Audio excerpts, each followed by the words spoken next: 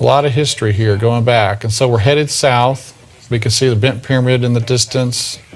We got our taxi taking us down to the step pyramid, and there it is. This is the pyramid that Joseph built, Ron Wyatt thought. And the National Geographic, they mentioned some inscriptions along the Nile River where it mentioned that Imhotep had saved his country from a 7-year famine. So does that sound kind of like Joseph? That is a little familiar, isn't it? Yes. So Imhotep built this pyramid. It's considered the first and oldest pyramid in Egypt. Wow. He built it for his king Zoser. But at this complex are some underground vertical silos which held grain. You know, during the 7 years of plenty, they had to store the grain someplace.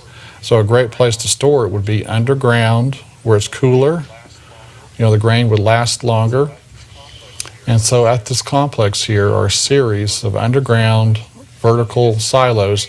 Now they had to bring the grain up, and so there's one exit point for these silos. And this is the exit point where they would go down and get the first grain out. The first grain that went in came out first. First in, first out.